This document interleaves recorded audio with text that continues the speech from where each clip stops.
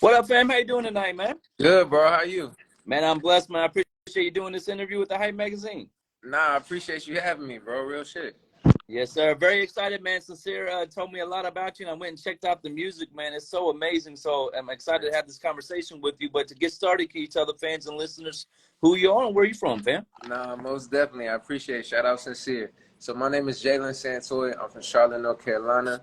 I've been doing this music thing for a long, long time. A little longer than I can remember, to be honest with you. I've been passionate since I was almost born. So it felt like that. I got to come from a big family that's all been invested in music. So yeah, I feel like this is kind of my birthright. Now, what made you decide you want to get in the music industry and pursue it as your career? So for me, it was like when I was coming up, I'll say high school around that time, I started off as an engineer. So I used to record all my homies from around the way, like different high schools. People used to pull up to my house. I made a little makeshift studio in the extra spare bedroom in the crib. Bought a whole bunch of sound panels from eBay, watching YouTube videos. And I was like, yo, how can I make this? I see it in my head. So with me recording all my homies from around the way, and then got to the point where they're like, why don't you get in front of the microphone? So I started on my own time diving into it. I feel like I found my sound. Now, do you think because you came as an engineer first, I think that's a kind of a great thing for you, because a lot of artists don't understand the importance of sound, making it sound good sonically out of the booth and stuff. They just want to record and leave. So do you feel like that helped you when you started doing the music yourself? 1,000%, because I feel like when you have the knowledge or even the forethought to want to know more and learn more, you're able to speak that language that engineers can understand to be able to translate it different. Because I feel like everything when gets to a point of speaking about art, it's all about how it translates and being able to get the clearest vision from your head to the canvas in any type of way, and being able to actually interpret it the right way. So I feel like me being an engineer at first, that definitely gave me a bigger advantage than I could have ever expected it to.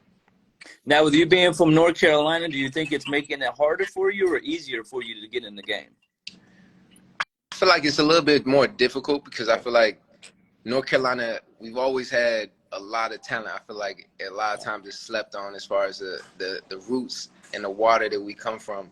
But I feel like in the past 5 years, it's been a little bit more light shined on us. But I say right before then, there wasn't too much like headlight where it was like, yo, we gotta check out the Carolinas, until Cole started to pop, obviously, and Baby and everything else along those lines. And it's kind of been a train of different people past that. But now I feel like we in the right direction. I know within the next couple of years, everything is about to be what it's supposed to be. You feel me? That's dope. Now, with you being from Carolina, like I said, it's a little harder for you. Who were some of the people that helped you early on? Maybe some early mentors, some OGs that gave you some advice in being in music? So definitely rapper Big Pooh. Shout out to Pooh. Okay. I spent a lot of time in the basement with rapper Big Pooh, just refining my pen and really just understanding like how I wanted to get my vision across and how I wanted to translate. I didn't even understand the way to actually paint that picture the right way until I really sat down with Pooh, and he's like, yo, I wanna really feel like I'm there with you while you writing this, or feel like I'm there with you when I'm listening to it in the same capacity. So definitely rapper Big Pooh. I was able and fortunate enough to work with a producer by the name of Bink not too long, a couple years back, and we were cooking up a couple pieces on my first project, and just sitting and being able to cook up with him from scratch. And in the moment, that was like, dang, knowing what he does and what his repertoire and his stature is like. Yeah. It sounds so amazing to me because, like I said, I'm a fan of your music, and when you say that name, Bink, it's like, okay, I can see the connection because your first song was God, and I wanted to highlight that to you because you did a sample that most artists are scared of, but I mean, it's legendary how you did it. So, what made you create God, and how did it come to be, your first song? So that was definitely my first record, and I felt like it was foundation because first and foremost I'm a Christian, so I feel like that was like I wanted to be able to have certain level of foundation where it's like, yo, well, it's your first record, past it being your first record, you can also go and try to push like and compete with the people that are doing it at the highest level. And with being able to hop on a sample like that, it was like, okay, well, let me see how I can do this the right way and actually compete, and actually have something to look back at and seeing how other people did at that highest level. Yeah. Yeah, because Jay blessed that beat. I mean, and it takes a lot of guts for you as a newer artist to do that, because everybody who's heard that song is used to hearing Jay's voice. You're hearing that voice, but when you came on, I'm like, oh, this is a different kind of flip to it, and I really liked it like that. So, I wanted to highlight that for you, man. So definitely, what was some of the first place you got to perform outside of North Carolina? First time you traveled out and got to perform. Where's that location at? So when I think about it, I think one of the first spots that I was able to perform at out of the country, I did North by Northeast Dope. in Toronto a couple years Okay. back, and I did that with Baka Not Nice and Unimerse. And then I was able to perform at the EST Festival with MGK. Shout out to Kels. That was real dope, just being able to hop on like a festival like that and seeing a couple thousand people rocking out to your music. It's a crazy different feeling, you know? See, that's the difference, though. I was talking about like maybe South Carolina, maybe Virginia. Like you're like, nah, I traveled out of the country for my first thing. So I salute you. How'd you get those opportunities to travel? Like a lot of artists, are in the game trying to figure out that play. What's some of the things you and your team did that made those opportunities come to light? So some of the first things that we really honed in and focused on was marketing and making sure we was tapping in with the right people. So shout out to my management team. They definitely always steered me in the right direction with that. PR was definitely one of the big things. And then I was able to connect with Ghazi over at Empire on the early side. Oh, so congrats. being able to have like a powerhouse like Empire pushing in the early phases, it was able to put me in a light where I was like seeing things differently than I could have even expected to see for myself. So shout out to them. They definitely had a vital role in my career so far. Yeah, so besides Ghazi, I know you have a legendary team behind you. So, how important is your team for you as an artist? And how did you go about picking the people you have to, be a part of what you guys are doing? I feel like the team is the biggest part of everything. I mean, if you don't have a solid team of people you trust to have your back in moments where you can't see it for yourself, or in rooms where you can't see it for yourself, you don't feel like you're moving backwards. So I feel like with me specifically, I've had the same team since I started this. Like it's been about 5-6 years. Yeah. Like, we had it switched up. It's just been the same family. And I feel like that's what's been the biggest success thing for me, just not having people that I have to question and switch up on, or feel like they switched up on me in different moments like that, just being able to have a solid foundation. So the team is definitely the most foundational part of the whole organization and everything we're doing over here. Now, you've had a lot of success with Spotify numbers, SoundCloud numbers. Like, you release music consistently. When Foreplay was created, did you and your team know immediately that it was going to be this major hit for you, or did it kind of grow with the fan support? So it definitely grew with the fan support. Okay, I was blessed because Foreplay was actually one of I was in. It was one of the first 20 records that I was curating down from my project. On the first side, is like, okay, well, how can I really make the splash that I want to splash? How can I make it hit the way I want to hit? And the first and foremost is like the women. You gotta be able to speak to women differently. You gotta be able to attract them and actually have some ear candy to it, as opposed to just speaking to the fellas and being on that type of tip. So that was one of the ones that I felt like, okay, well, if we got one lead single we could push, it'd be Foreplay. Yeah. And that trumpet at the beginning of it, man, it's just so amazing. And like when I first get familiar with you, I'm playing that song, I'm thinking it's gonna be an R&B love, that. But you killed it with the bars and the whole vibe of it. So it's a great experience for your listeners. I seen that you put it on Charles Eastern first. I think that was your first project, and then when Two Shepherds come out, you guys re-released it there, and I like that strategy because you do build off the momentum. Like you said, the fans picked it for you. What was your guys' thought process when you guys decided to do that? Well, I felt like it made sense just because it was something that fans were already somewhat privy to, and I feel like we were also able to have some like more things that resembled Charlie Eastern and Foreplay to the Two Shepherds. So it was like, okay, well, now it's a bigger project. Now we got more songs that could actually show the progression from Charlie Eastern and the little spit bits of different sounds and that you hearing from that and how it trickles over to a full-length project that makes a little bit more sense, and you can find more gems in the other records that resemble. You feel me? And it gives a chance for your diehard fans that were there with you day one. They'll talk about Foreplay in the Charlie Eastern sense, Yeah. but the newer ones will talk about it Two Shepherds. Now you mentioned you're a Christian. I love that too. I'm a Christian too. Like, do you feel like that's giving you some advantages, you know, in the music and how you're creating these titles, like the Two Shepherds, the God, like you're really putting them into the music? Is that something you're doing intentionally, or? I feel like, or I'm definitely doing them intentionally just because it's me. But aside from that, I just feel like it's more of a foundational thing, and I feel like it's giving me something to move forward and past, but always know that like this is where I started from. This is like still who I am, and it's also giving me space to be able to move past it and show that like even with being in different realms and having certain religious beliefs, you're still human. I'm still human. I'm still gonna be myself. I'm still gonna act out. I'm still gonna be a little wild because that's just who I am. I'm not gonna act like I'm a perfect type of, you know what I mean? I'm a genuine, normal type of guy. I'm not about to cap and be like I'm somebody I'm not. So I'm not perfect by no means, and I definitely I have a little wild side to me too. I like it though, because you know you're paying respect, but at the same time telling them, you know, saying I am who I am. Now with the Two Shepherds, you dropped it originally with 15 songs, and then you came back and blessed the fans with the deluxe, added 23 songs, but most people are only given one or two. You know, how did you pick the songs that you added to deluxe, and how excited were your fans when they got almost another project from you with that? I feel like they were really excited. The response that I got back from it when I was just even having a couple release events before even I actually released a project. I had a couple different pre-listening events in the city, and the response from the listening events was like, yeah, these are the ones. And then just playing it back and forth with my team, they were like, yo, these are the ones. And then it got me so hype just that they were rocking with it so much. I was like, yo, let me switch it and do something for the city and give it like a blue colorway because it represents more where I'm from, that Carolina blue. So I feel like it made sense. Like paying homage to them and then also paying homage to like just their perspective. You know what I mean?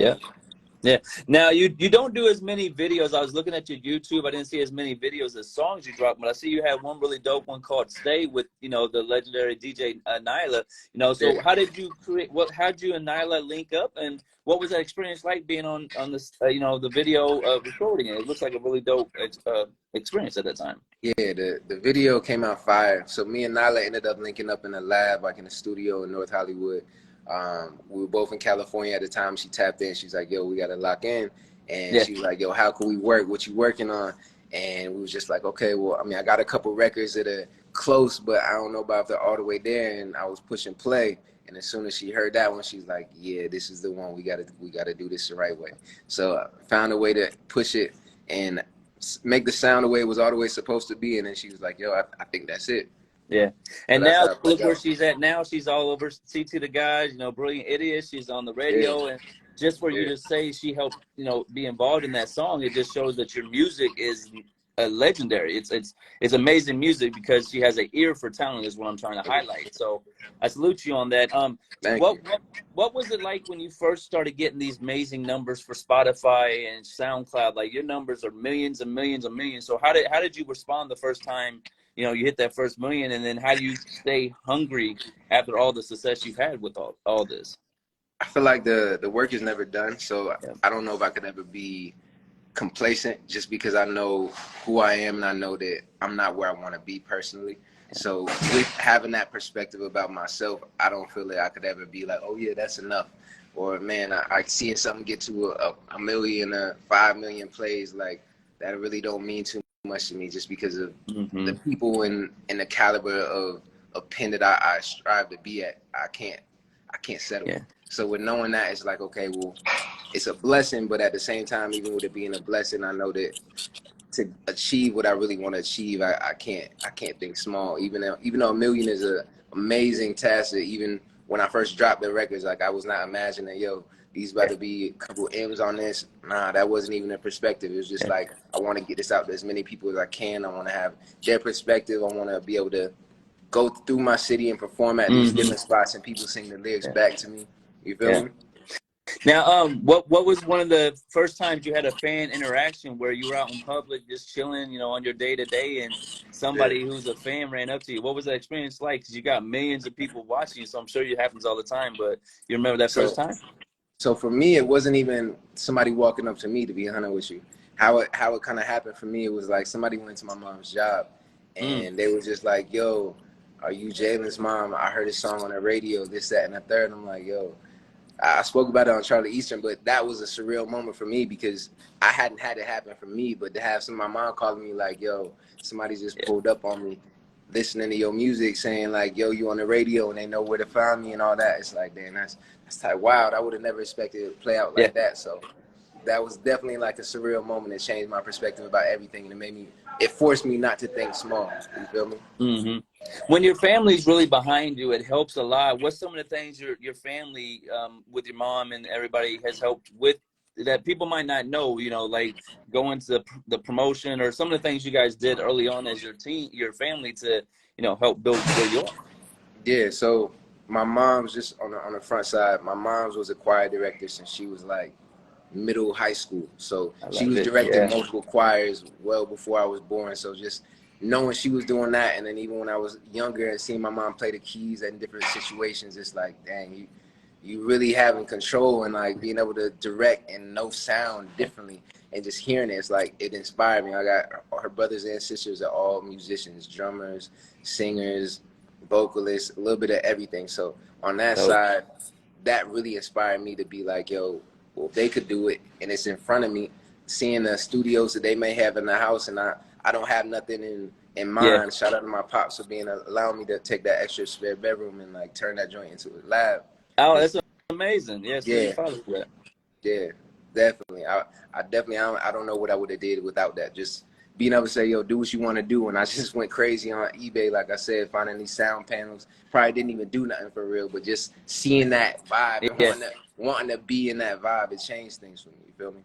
Now you moved from North Carolina to LA. What was the thought process behind it? I know it's probably hard because you got a lot of love for where you from, but what was that thought process, and what made that final decision happen for you? So I feel like the thought process behind it stemmed from me feeling like I was seeing so much happen in the city, but it didn't feel like the people that were getting the most notoriety were really being being exposed on that stage. I felt like they may have deserved, and it Mm. felt like with me being like graduating, I graduated college right like probably like a month right before I moved to California.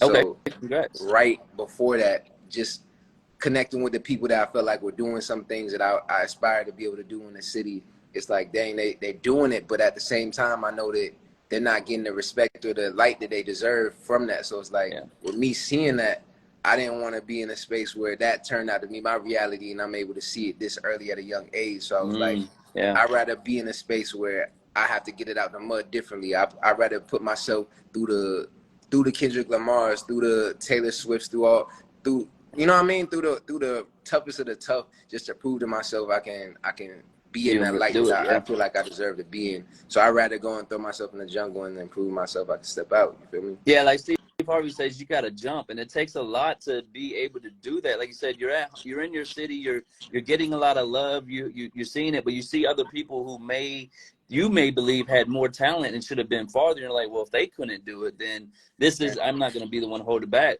Did you Yeah. have people in California, or was it really Nah, just straight go up, out I there and didn't know see what nobody in happens? California, nobody at Wow. all. My homie that I was in school with, he had an uncle that lived in Inglewood, right off Okay. Crenshaw Boulevard, and shout out to him. He allowed me and my homie to stay on his couch for 6 months. So That's six amazing. to 8 months we slept on his couch, and that was the time that I felt like it needed. And even it's crazy for you to say Steve Harvey and nobody knows this, but like a week before I ended up moving to California, I was a family in Atlanta. We went to Family Feud, and my Ah. pop stood up and during one of the brief interview, like the intermissions, and Steve Hmm. Harvey was taking questions, and he was like, he picked my pops to like answer the question, and my dad was like, yo, if you could give advice to somebody, aspiring artist, Yeah. as far as what you feel like he should do in this moment, and a young one, like what would you say that they should do? And he was like, don't come to Atlanta, move to LA. Moved to And LA. yeah, he was like, move to LA. I feel like Atlanta rocks with Atlanta, but LA, you got to go get it on Yep. your own. And if you meant to be who you meant to be, you're going to do what you're supposed to do. And a Yeah. week later, I ended up in LA. And that's how it played And out. that's how God blessed. Like you said, you're a guy. You know what it is. You went to California with a hope and a prayer. You just so happened to have a homie 100%. that had a couch for you to lay on. But now you in LA. What was one of the first things you did in LA? Like either industry event you got to go to, or first Yeah. studio session that you went into in LA? The first studio session I ended up locked in with was a producer by the name of Big Duke. Shout out to Okay. Big Duke. He executive produced Game's last album, Yeah. Documentary Truth. And Duke got some crazy credits. Cool with Chip, a whole bunch of other people on those lines. Chip was one of the first people I met too. Chip the Ripper.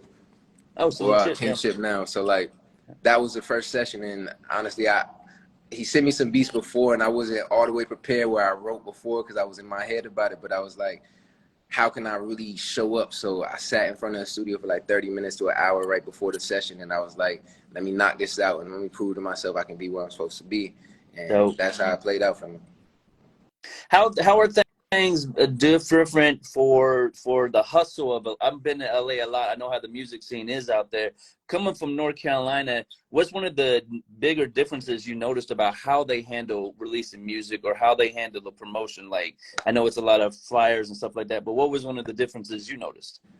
I feel like one of the biggest differences, everything is very strategic.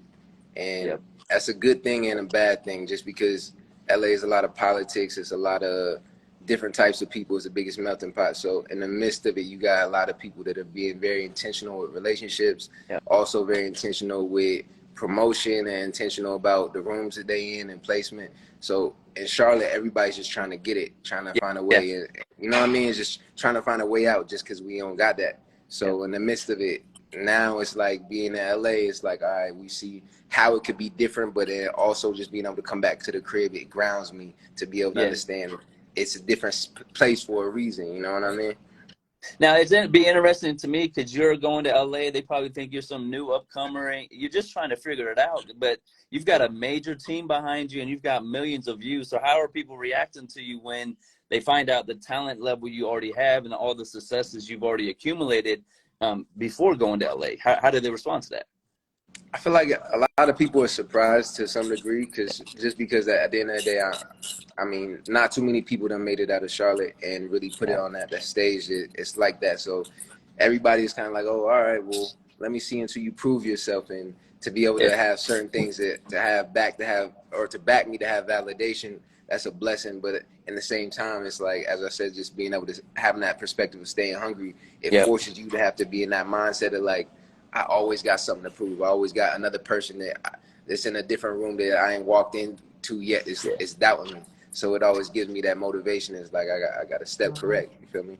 Does the success you've had with social media and all these digital outlets change your outlook on pursuing a label or pursuing the normal way of releasing music? Like, does it impact you a little bit because you've had so much success already with it?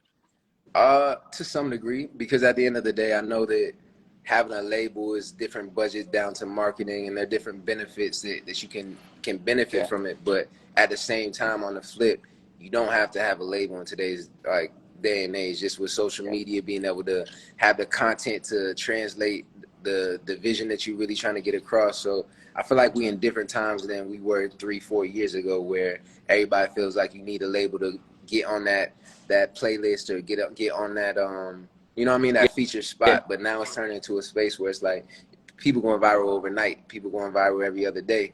So I think it's just translating different.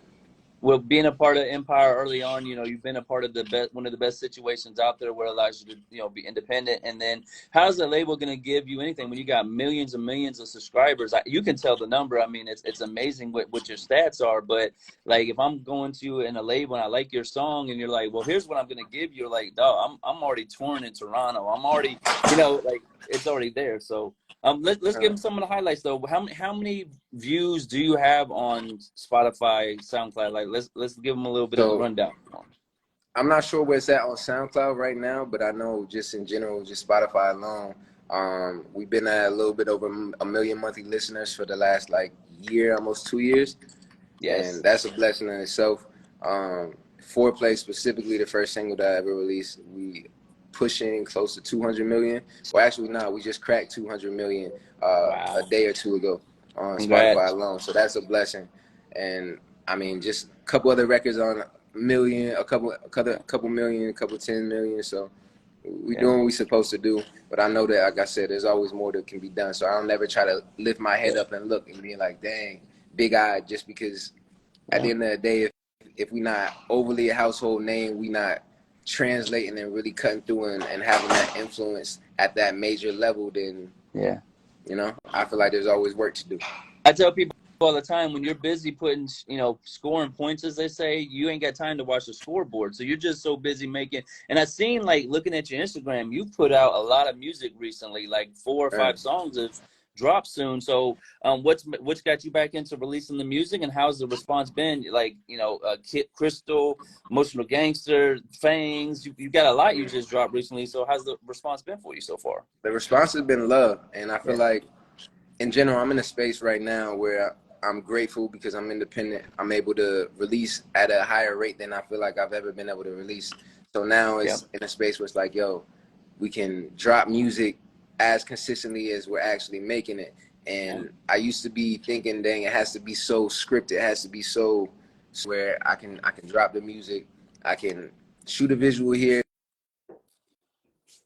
there, shoot the content for it, and just pump it out close to the amount of that I'm actually releasing, because I'm sitting on a lot of music. So I'm blessed to be able to get it out and not feel like I got people that's saying, oh, yo, hold up. I don't know if to do this. I want to shelf you. I want to do this the right way.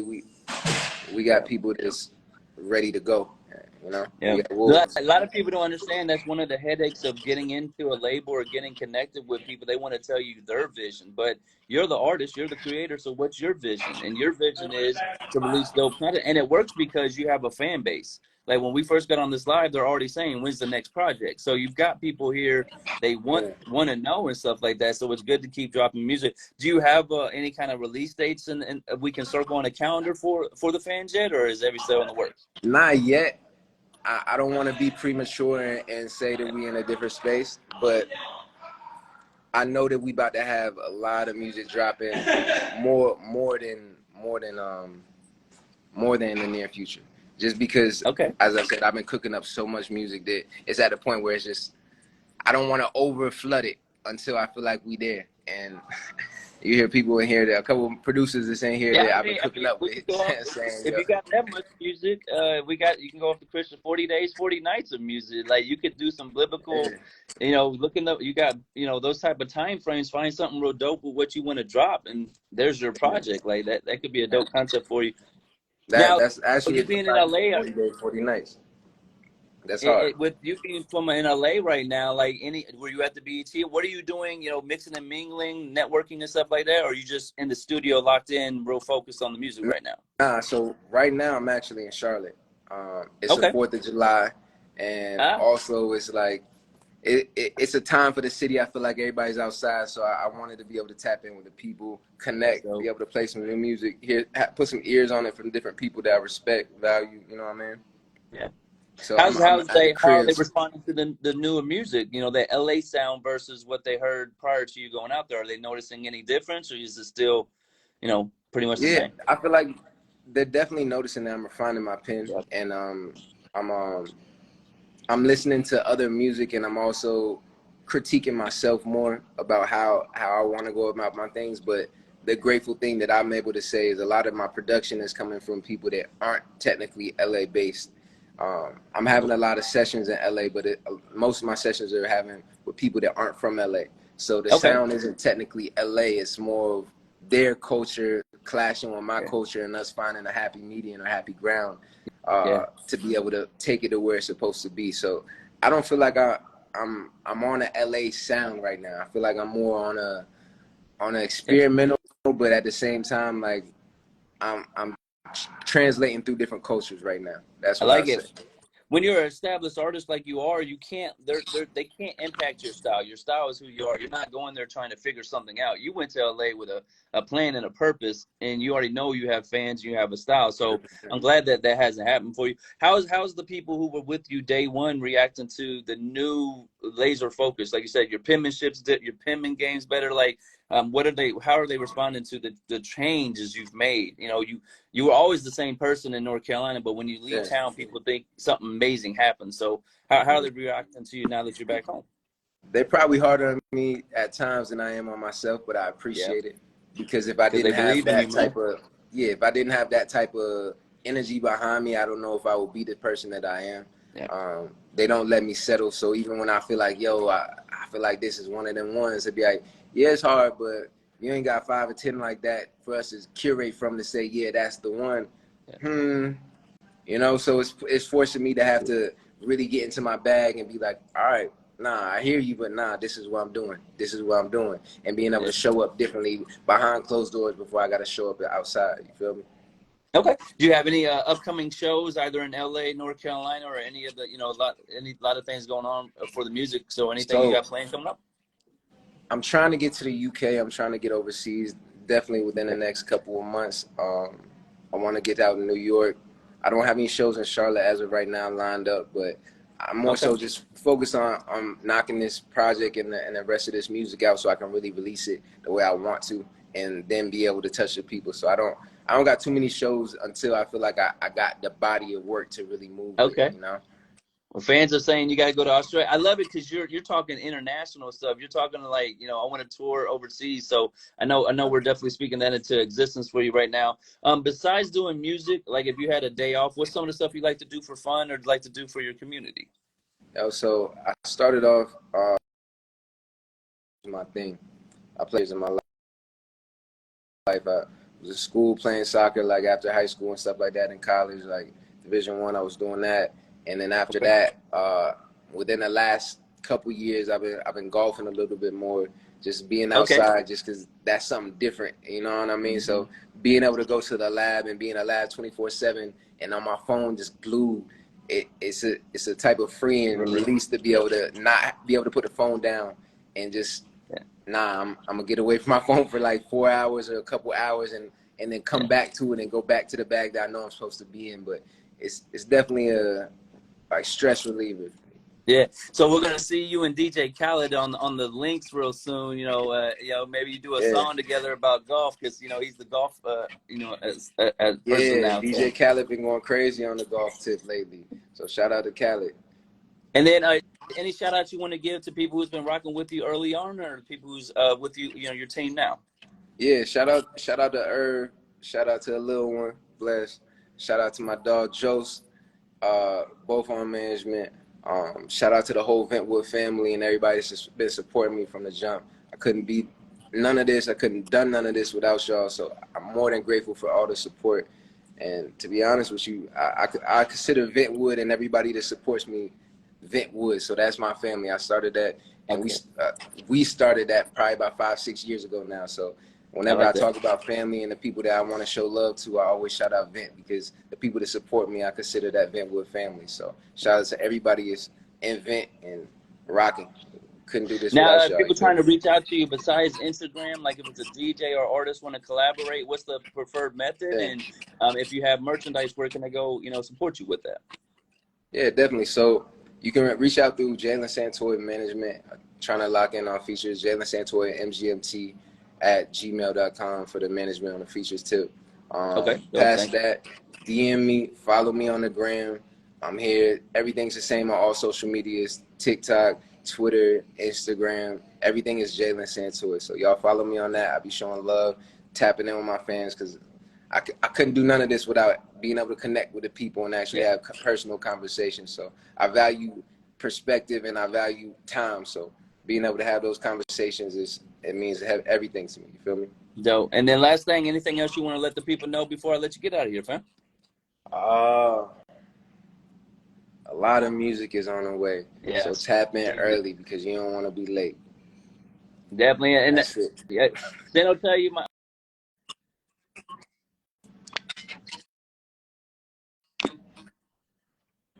to me and we'll help you. Yeah. All right, man. Well, I appreciate your time. Nah, Have a good night. 100%. I'm definitely gonna be.